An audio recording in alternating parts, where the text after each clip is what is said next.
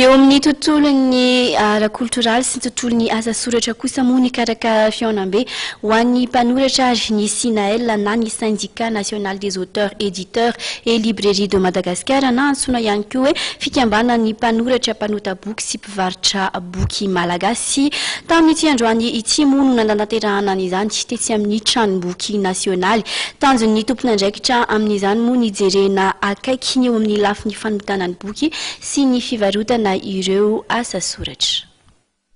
Maro ny mpanotra Malagasy, saingy 500 amin'izy ireo ihany no anatin'ireny fikambanana mpanotra mijoro ara-dalàna ireny. Ka ho fanampiana ireo mpanotra eto amintsika dia nanokana androany mpanotra ny SYNAEL na ny Syndicat des auteurs, éditeurs et librairie de Madagascar.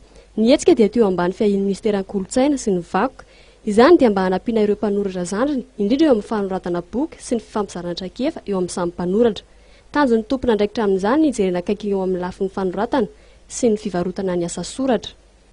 Efa nisy ny politika nasionaly momba ny kolotsaina nataony navoaka efa nivoaka zany izy io ary efa lany le izy ankoatran'izay misy ihany koa ny politika nasionaly momba ny boky isorana mihitsy aloha zany amin'ny fanjakana zay ankehitriny fa mianana vitadingana lehibe izy ireo amin'izay famoahana zay politika nasionaly zay satria efa nandrasana hatramin'ely zay ny fanatanterahana azy sisa no mbola manjavozavo dia anentanana ny tompon'andraikitra maefa rehetra mba hanatanteraka an'izay aingana.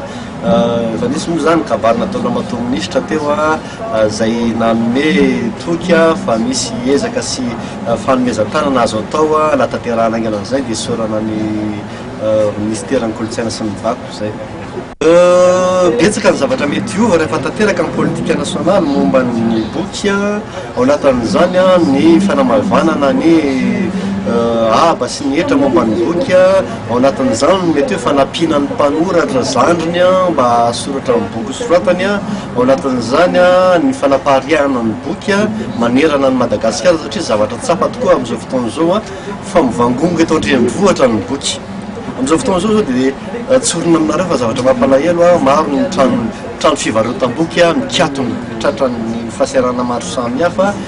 Efa misy raha mikatona ny any ivelany tsy miparitaka ka dia inona zany fa rehefa tanteraka politika nasionaly momba ny boky io dia hiparitaka manerana ny Madagascar ary ny antenaina zany manerana faritra 2020 dia misy tranomboky ary hiparitaka ny boky rehetra hatrany amin'izay farany lavitra indrindra angamba. Na indritra ity andro natokana ho amin'ny fivoriam-ben'ny mpanotra ity dia anisy ny boky volamena ho an'ireo mpanoratra tonga nanoatrika ny fihaonana ahafahana mametraka ny boky nosoratany sy ny mbola eo an-dalam-panoratana. Eo ihany koa ny fametrahana ny lahara-pifandraisana mba ahafahana mifanerasera amin'ireo mpanoratra. Tanjon'ny mpikambana ny itoizan'ny hetsika toy izany koa ny mba hampitomboana ny andro ny fihaonana.